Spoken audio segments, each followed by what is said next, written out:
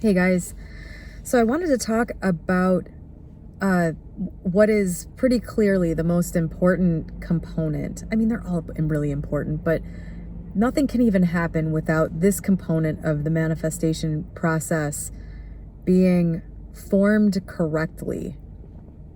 I made a video here recently about specificity with your desire, and just from my exposure to the manifestation community, I don't think that is deeply understood what specificity is in this context, because all you can do is hear other people like Neville Goddard or Wallace Waddles or whoever talk about how, sort of in a general way about what that means, but then when it comes to actually applying it to something that you want, it can get confusing really fast.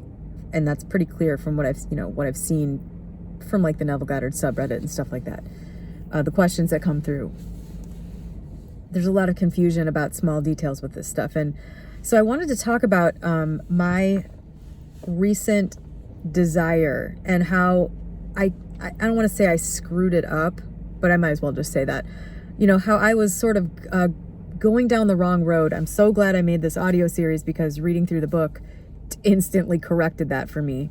So now I know what it is I actually want concisely enough that it can now, go do its thing through me.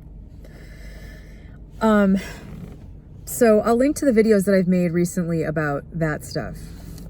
But so what I'm talking about specifically with myself and with formulating the desire, Wallace Waddles says it's basically a 4-step process for manifesting something.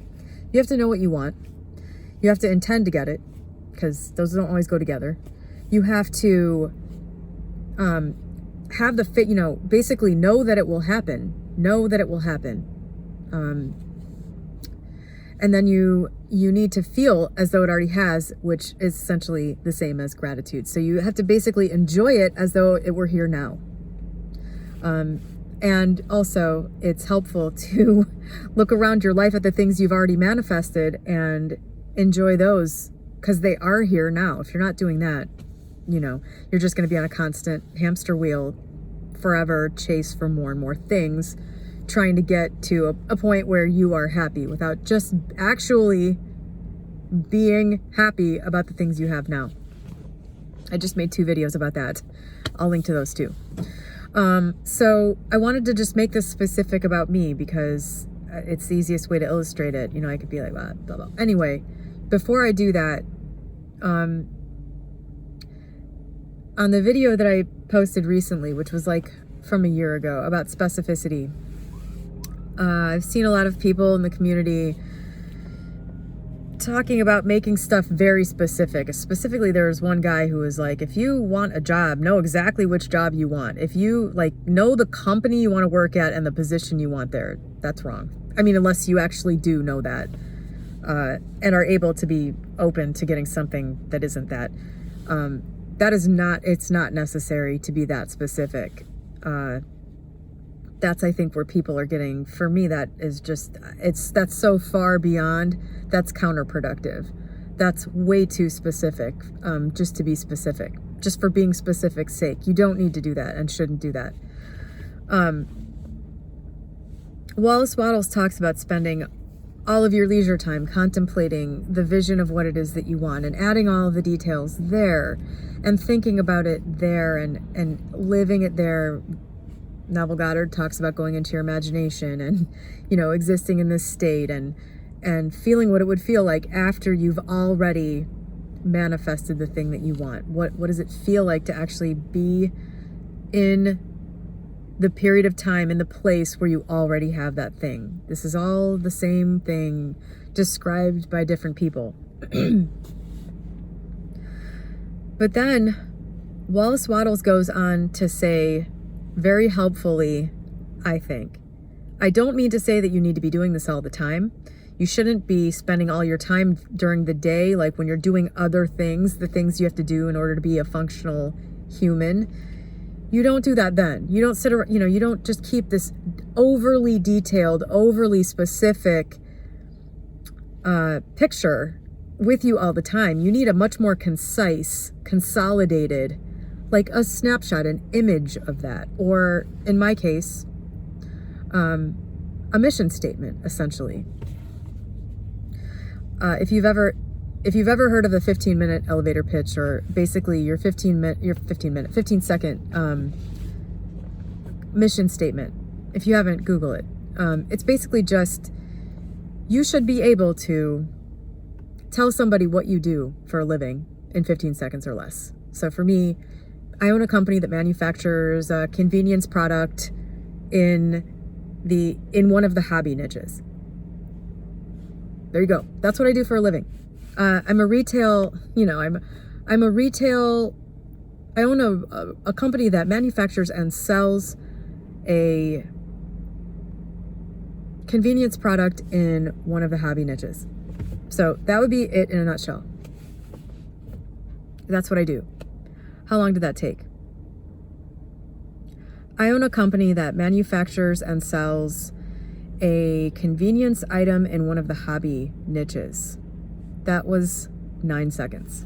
So you should be able to do that for your desire also, because Wallace says, it makes sense, that throughout the day you want to be able to reference that over and over again, because your desire, if you really have it, will come up. You'll think of it often. It'll be there.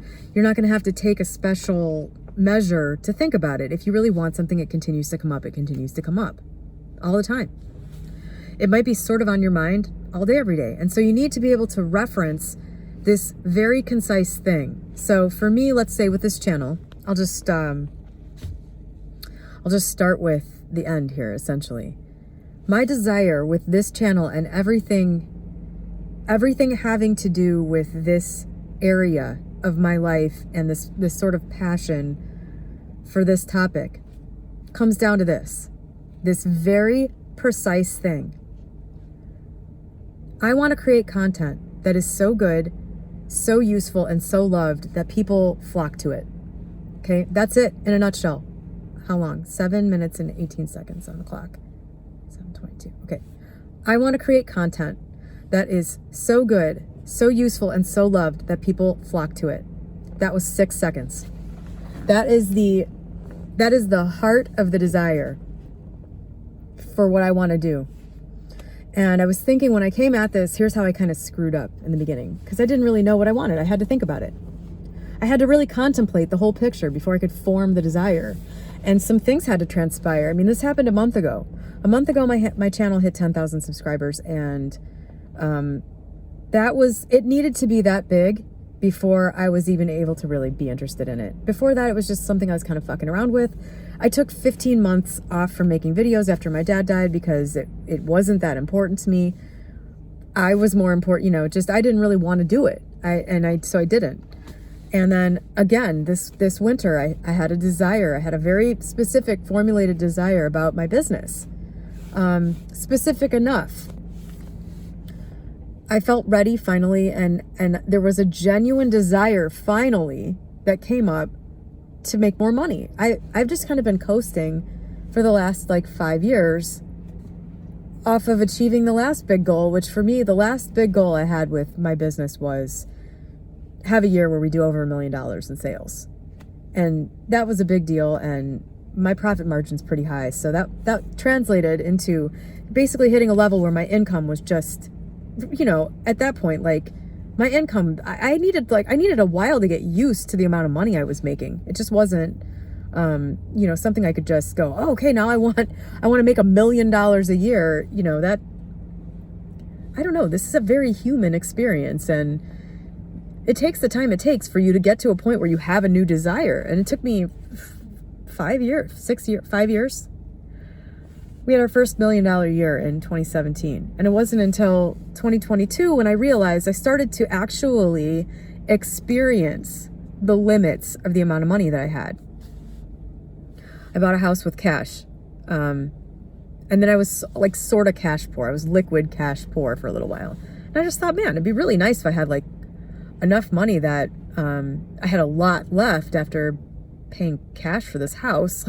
That'd be cool. I don't I just realized I could enjoy more. I could use and enjoy more. As Wallace says, you every man is entitled to the use. If he can use and enjoy more, he has a right to that. I just love this book. So until I could, until I was capable of using and enjoying more, there was no desire. And I just kind of coasted along, doing other stuff, making videos on this channel. I took that long break, and then I took another break this winter when I was working on business stuff, which doubled my business overnight. It took me about, from the time I saw what I needed to do to the time my business had doubled was like 2 weeks. That's how fast it happens when this process gets set up right. So you don't manufacture a desire. There's a genuine desire there. That's kind of important. So it wasn't until this channel hit like 10,000 subscribers that I felt that genuine thing.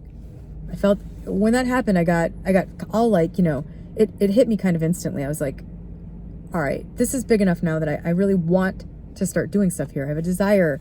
I want to do stuff here. And the first thing that I thought was, all right, well, like I thought of a number goal, because this is how I've always approached everything, pretty much, like data, numbers, with money. When I was always broke, I was like, man, I just want $1,000 in the bank. That's my next thing. That's what I want. $1,000 in the bank means I'm never going to be without a car. I can get any car repair I need. $1,000 in the bank means my bank account will never get overdrawn. I will stop wasting overdraft fees.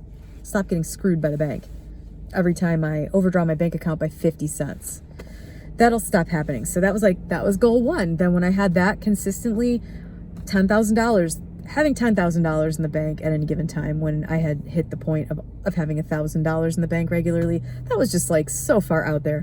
That was the next thing for me. $100,000 in the bank, are you kidding me? Like that, once that was established, then it became $1 million. And once I got beyond that point, I just didn't have much of a desire. Like I was saying, it just took a while to get used to it. And so I came at this YouTube channel thing sort of similarly. In the beginning, I don't ever really do anything without any kind of goal in mind. But in the beginning, it was sort of the same. I wanted to have 1,000 subscribers. I guess I didn't even really care at first. It just kind of happened. It just kind of happened. And it wasn't until I got some subscribers and some feedback that I started to have a desire to even do it at all. And then, so I hit 1,000 subscribers, and then I was like, 3,000, 5,000, 10,000. That was kind of where I was thinking. Now that I hit 10,000, it's like, well, okay, a factor of 10 is 100,000. So that's what I want. And that number, it just didn't really do anything for me. Like the only thing it did for me was stroke some kind of an ego thing. Like it'd be cool to say, I have a YouTube channel that has 100,000 subscribers. That was about it. That was about all it did. It didn't move anything. And what it did do was it brought up a bunch of garbage about that level of exposure, which obviously, to do anything further in this area, to have any real growth or success in this area, getting over the issues with exposure, that's something that would have to be addressed. Because if you're it's like if you're an actor and you're incredibly uncomfortable on the stage, you're gonna have to get over that, right? I mean, so it's kind of a parallel there. You can't you can't, obviously there are certain things that go with other things, and you can't, unless I wanted to, use a fake name and never put my face on my video channel, whatever, and just like talk about stuff anonymously. The ship has sailed on that, because the very first video I ever made, my face was on, and now my name is on this channel. So that's not really an option for me anymore. So unless I completely restarted, no desire in doing that. Besides, I'm not that afraid of exposure that I would be willing to go to that length. So that kind of left me with dealing with the resistance about that aspect of it. That was my biggest issue with it, was the exposure. And the various things that came along with that. So I had a list of things I read out. It's in my car. I don't want to get it right now, but there was this big list there, and a bunch of it was just stuff that, like, I kind of had to look at it and go, okay, like, as sort of parent myself and just say, hey, You know, you're going to have to get over that. If you want to be an actor on the stage, you're going to have to be willing to go out there and let people see you. This isn't something that, you know, you're going to manifest your way past. You're not going to go, oh, okay, well, I'll do it without anybody seeing me. I'll manifest that nobody in my life ever finds out about this. You know, come on, man. Come on, man. So I just had to kind of parent myself out of some of those things. I feel small and unimportant. Okay, you're going to have to get over that. I don't feel like my voice is taken seriously as a woman. Okay, you're just going to have to do it anyway, you know? Like, all these things are just like, I had to look at it all and just say, okay, number 1, addressed. Number 2, addressed. Number 3, addressed. And most of them were just, you've got to just get over the fact that you don't feel like what you're saying is important enough or good enough, or that you've achieved enough to be allowed to talk about this. There's a bunch of garbage in there that, you know, you pick up from your surroundings as you form.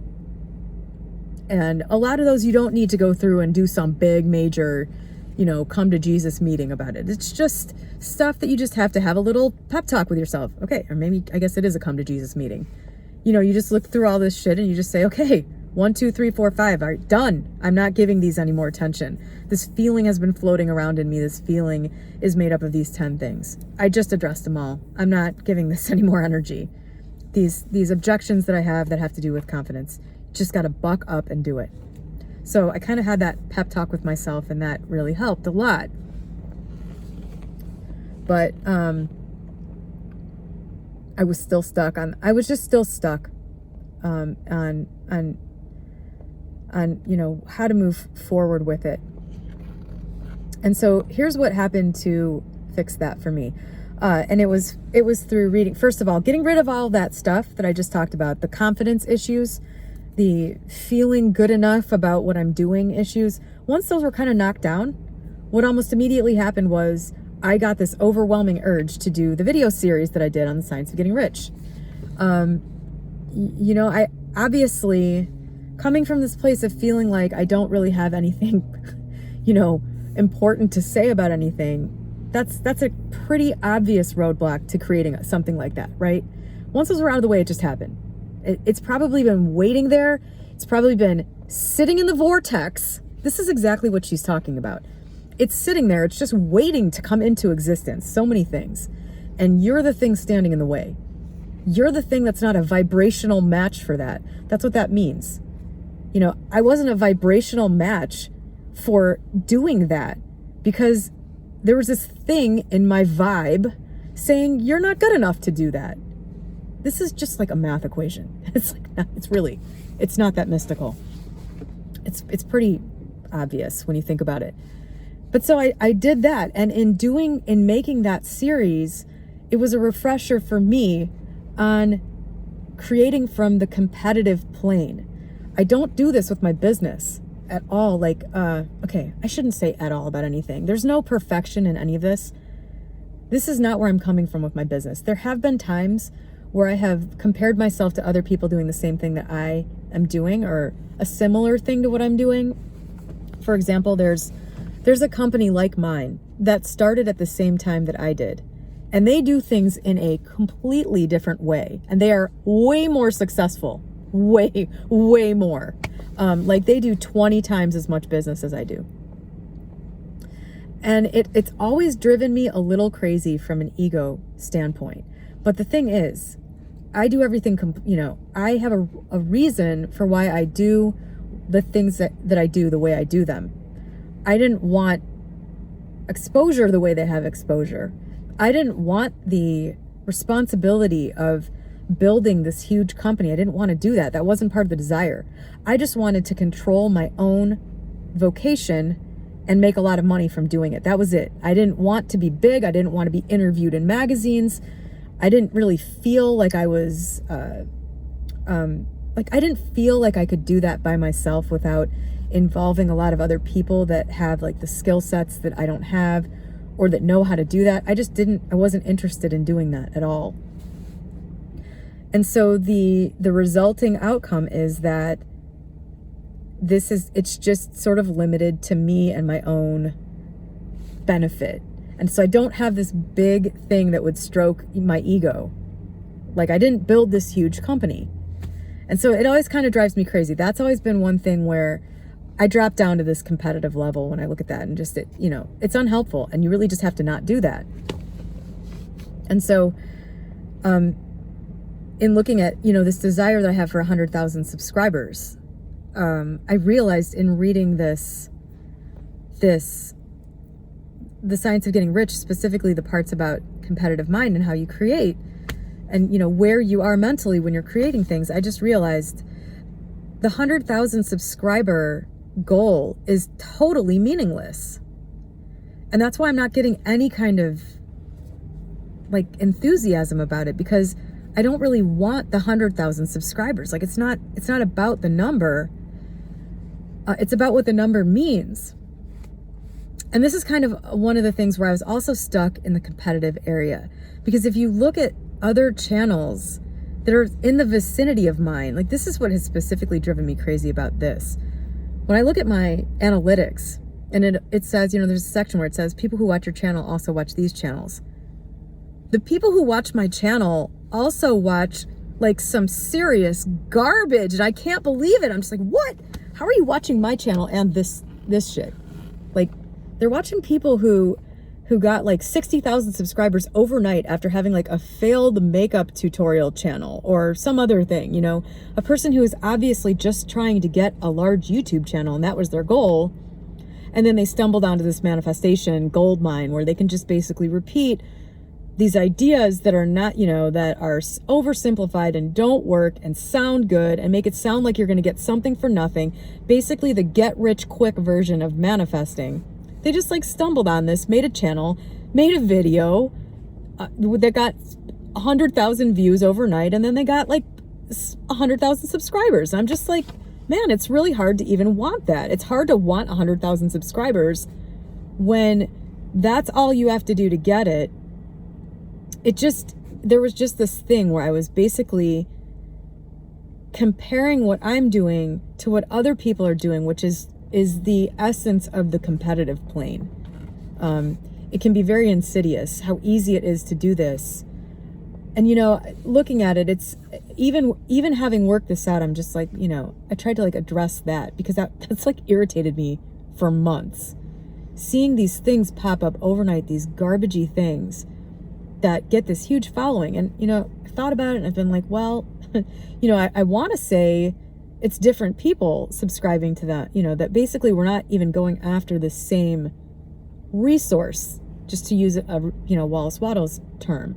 It's not like we're going after the same thing and there's a limited supply of this thing. It's not even the same people probably, but then I look at my analytics and it is. So this is where I was looking at it from. And then seeing other big channels and just going, God, basically just saying, I don't even want this number, because the number is meaningless if that's how quickly people can get that number. If they have to put forth so little value to get that number, then how can I possibly be jazzed about that number? So looking at that number, that's not my desire. It just doesn't do it for me because it's so meaningless. And what I really want, the essence of what I really want comes down to, and this was also demonstrated by making this Science of Getting Rich series, what I really want is to make content that is good enough, useful enough, and loved enough that people flock to it and get something from it, and actually, it actually does something for everybody. That's what I really want, not the number. And actually, Wallace Waddle's also, this is important, I think. And it's another reason why I didn't have a big enough desire to actually start this thing in motion for myself until a few days ago. Wallace Waddles talks about not asking largely enough. And this is another thing that's very personal, and you really have to think about it. It's got to be, it has to be the right feeling for you. He says, don't hesitate to ask for everything you want. And I thought about it, and it goes right back to the 100,000 subscribers subscribing to these channels that are providing no value, literally, other than selling you something. And really, it's the opposite of providing value. It's predatory. 100,000 really isn't enough.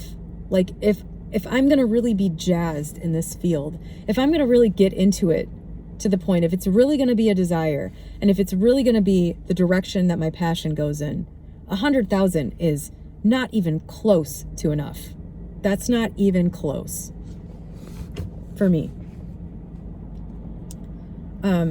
If I'm going to be making content that is so valuable and useful and loved that people flock to it, it needs to be more like 1 million. And I have to deal with what that's going to mean for me. And that will happen as it happens over time. I don't know what that means. You know, there's a lot of things I don't want to do.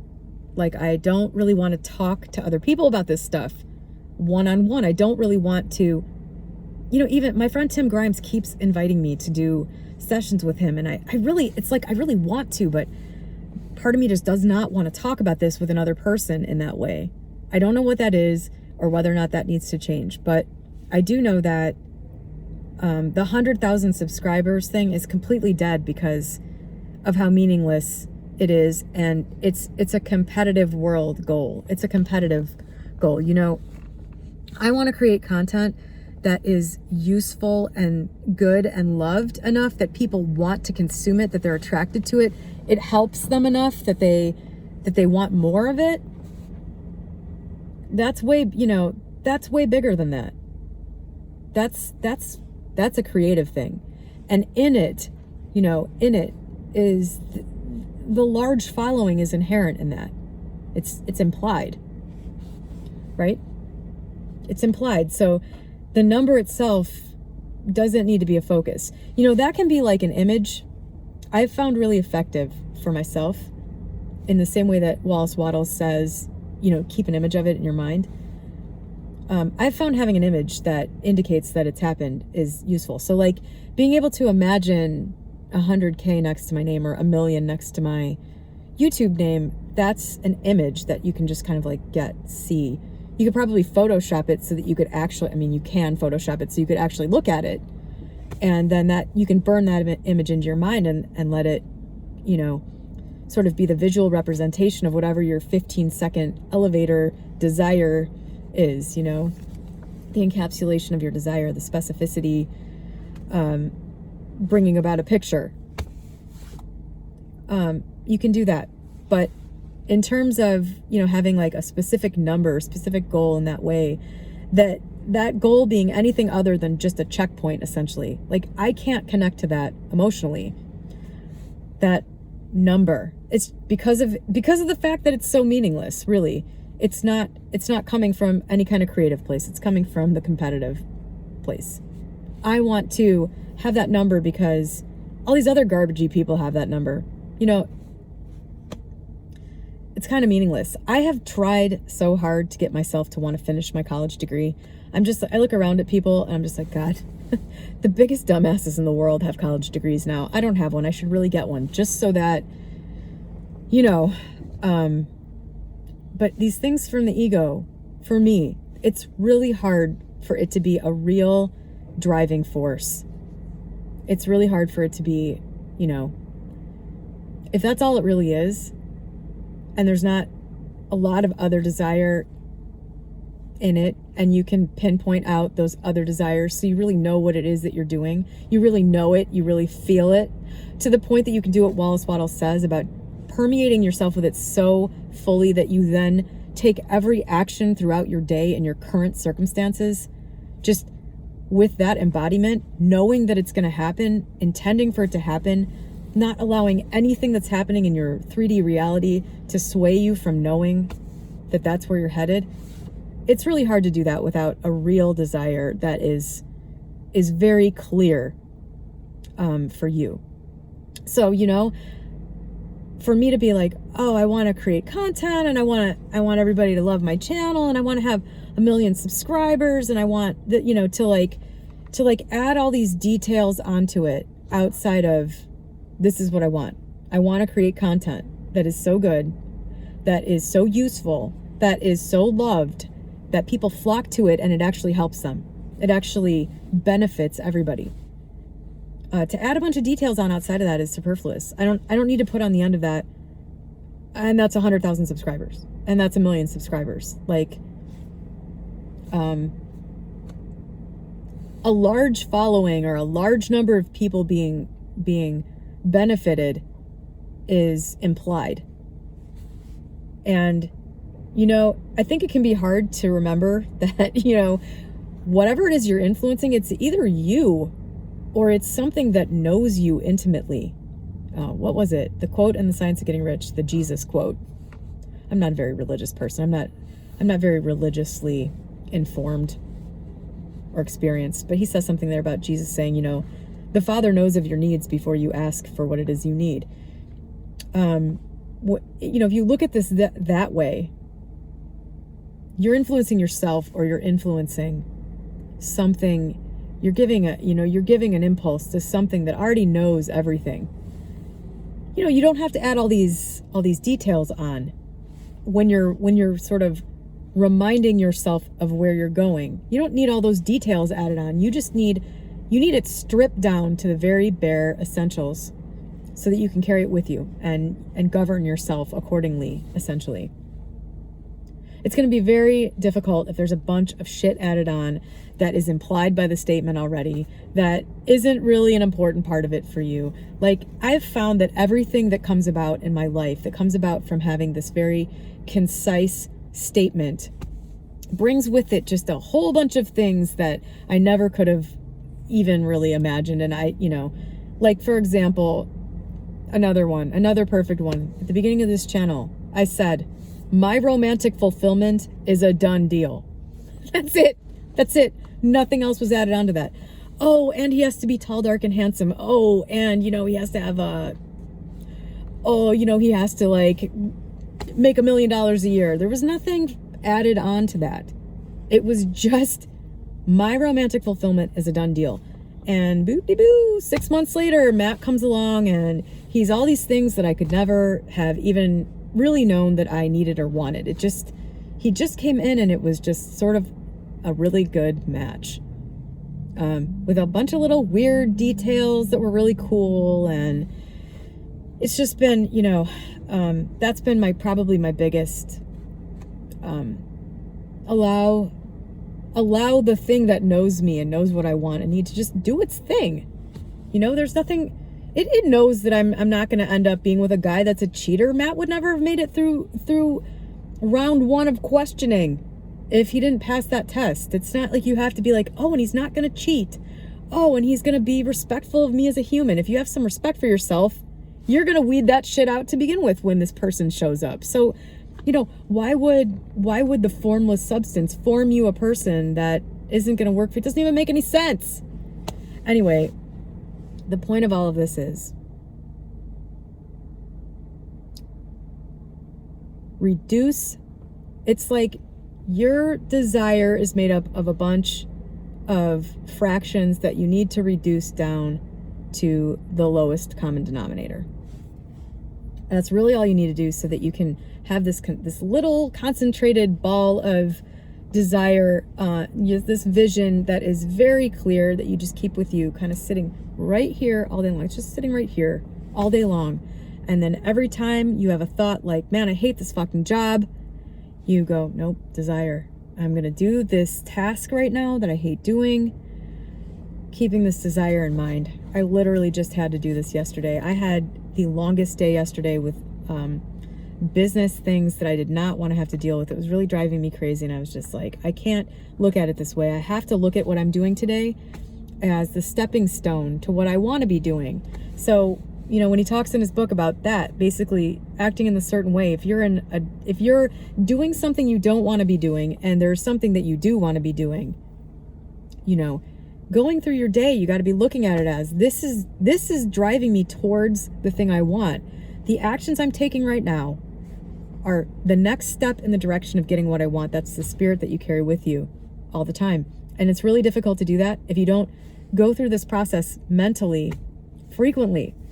I know what I want. I intend to get it. And what I'm doing right now is taking me directly to it. All right, I think that's enough. Another epic length video. I hope that this helped someone, anyone with anything.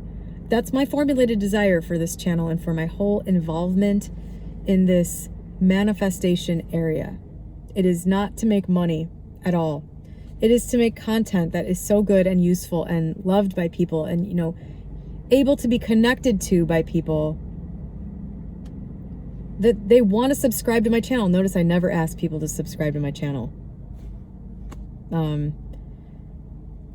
Because it's not about the number. That's the thing. It's never been about the number. The number is just an ego thing. It's just a competitive, plain thing. It's just a comparing myself to others and feeling like, you know, my channel don't get no love. You know, like that kind of shit.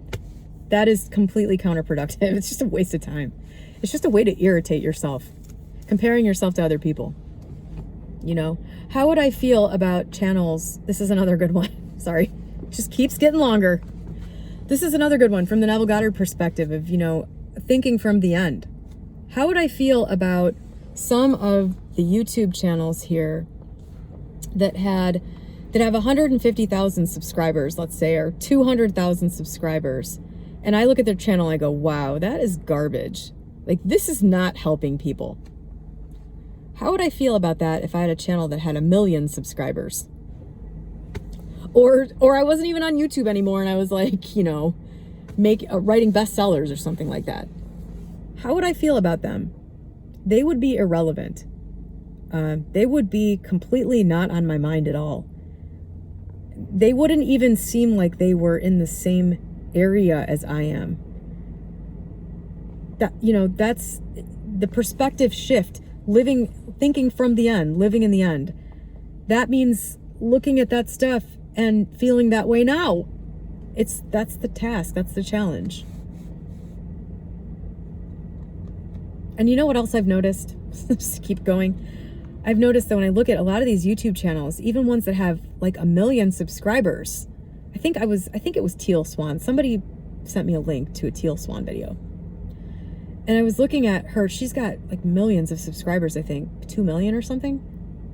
She makes videos and I think her stuff might actually be good. I don't really know anything about her and I didn't watch much of the video that was sent to me. I just watched the part that they sent me.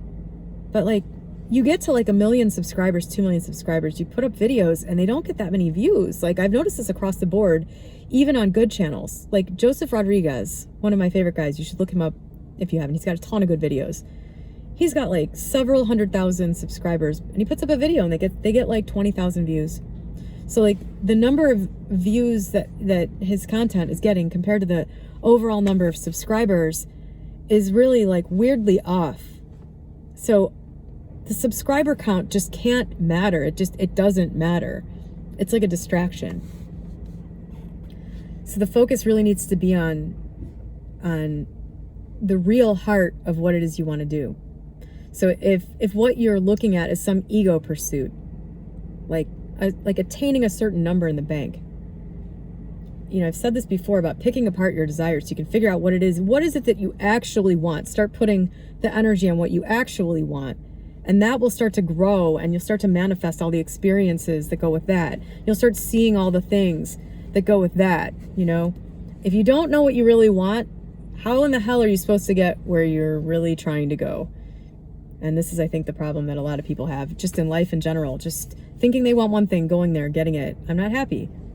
Turn right. Just do this thing all day, going all over the place. Thing to thing to thing, without really figuring out what it is that they actually want from whatever it is they're doing. And how much of that desire is fueled by something where you just got to parent yourself and say, get over this. Get over this. You got to grow up and get over this. And then, how much of the rest of it is actually a desire coming from some creative level. I hope this helps somebody. I'm stopping here.